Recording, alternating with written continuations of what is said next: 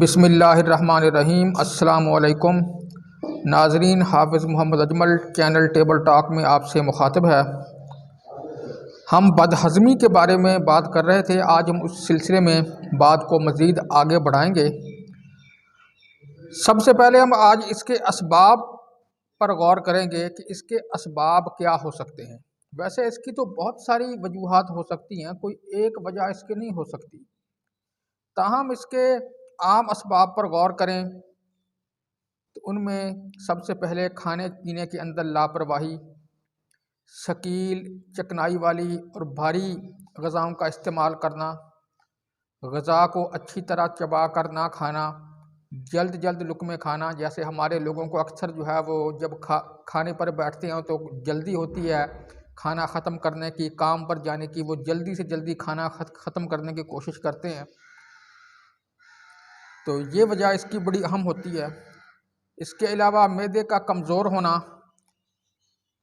زیادہ کھانا، معدے اور آنتوں کے اندر سوزش کا ہونا، نشہ آور چیزوں کا استعمال جیسے سگریٹ، پان، الکوہل، چرس، بھنگ وغیرہ کا استعمال کرنا، بے وقت کھانا، ترش، چٹپٹی اور مسالہ دار چیز وغیرہ جو ہیں ان کا زیادہ کھانا، زیادہ فاسٹ فوڈ، ہوٹلوں کا کھانا،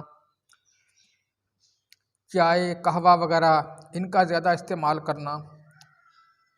ان کے علاوہ ایک اور بڑی اہم وجہ ہوتی ہے مریض کی نفسیاتی حالت کا خراب ہونا۔ اگر مریض جو ہے وہ نفسیاتی طور پر مطمئن نہ ہو، پریشانی وغیرہ کا شکار ہو، تو تب بھی اکثر بد ہضمی کی شکایت رہتی ہے۔ یہ تو اب جو ہے وہ معدے کی عام وجوہات ہیں۔ اس کے علاوہ اس کی دیگر بھی، جیسے میں نے پہلے بھی عرض کیا تھا، اور بھی بہت ساری وجوہات ہوتی ہیں جسم کے اندر، جیسے جگر کا ورم یا لبلبے کا ورم جو ہے، یعنی جگر کا ورم ہیپاٹائٹس ہو تو اس وجہ سے بھی جو ہے وہ لگاتار ہاضمہ خراب رہتا ہے۔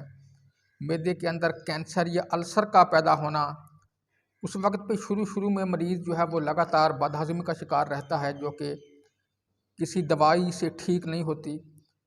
اپینڈکس کے اندر سوزش کا ہونا، اس کے اندر بھی یہ وجوہات جو ہیں وہ اس کی بھی ہوتی ہیں کہ جب اپینڈکس کا ورم ہوتا ہے تو اس وقت بھی لگاتار مریض کو بد ہضمی رہتی ہے۔ اس کے علاوہ کئی ادویات جو ہیں ان کے برے اثرات جو ہیں وہ بھی اس کی وجہ ہوتے ہیں، کہ اکثر جو ہے خاص طور پر ایلوپیتھک کی کئی ادویات جن کے اندر ورم دور کرنے والی ادویات جو ہیں، محلل اور عام ادویات یعنی جن کو اینٹی بایوٹکس کہتے ہیں، درد دور کرنے والی ادویات جو ہیں یعنی پین کلر جن کو کہتے ہیں، وہ لگاتار زیادہ استعمال کرنا، جوڑوں کے درد کی ادویات کا استعمال لگاتار کرنا۔ اس کے علاوہ لوہے کے مرکبات یعنی آئرن کمپاؤنڈ جو ہیں ان کا زیادہ دیر تک استعمال کرنا، یہ بھی اس کی وجہ جو ہے وہ ہوتی ہے۔ اس کے علاوہ حمل کے دوران بھی عورتوں کو کئی دفعہ لگاتار یہ شکایت رہتی ہے۔ اس کے علاوہ جگر اور پتے کے امراض، جیسے پتے میں پتھری ہو، اس وقت بھی لگاتار جو ہے وہ مریض جو ہے وہ بد ہضمی کی شکایت کرتا ہے۔ اس کے علاوہ ایک اور اس کی اہم وجہ ہوتی ہے، اگر مریض کو ہرنیا کی شکایت ہو جائے اس وقت بھی یہ مسئلہ لگاتار ہو سکتا ہے۔ ہرنیا اب کیا ہوتا ہے؟ یعنی یہ ہوتا ہے کہ ہمارا جو پیٹ ہے اس کے اندر، پیٹ کی کھال کے اندر ایک جھلی ہوتی ہے، اس جھلی کا کام یہ ہوتا ہے کہ سارے جو ہے ہمارے عضلات جو ہیں پیٹ کے ان کو اپنی جگہ پر رکھنا۔ اگر یہ جھلی جو ہے جس کو پیریٹونیم کہتے ہیں انگریزی میں، اگر یہ کسی وجہ سے کمزور ہو جائے یا پھٹ جائے تو اس وقت جو ہے یہ انتڑیوں کے اندر اکثر بل پڑ جاتا ہے، اس وجہ سے بھی جو ہے وہ یہ شکایت ہو سکتی ہے۔ اسی چیز کو ہرنیا کہتے ہیں۔ اس کے علاوہ ذیابیطس کے مریضوں کو بھی یہ شکایت جو ہے، اگر لگاتار جو ہے وہ اس کا کافی پرانے اگر مریض ہوں تو اس وقت بھی بد ہضمی رہنے لگ جاتی ہے۔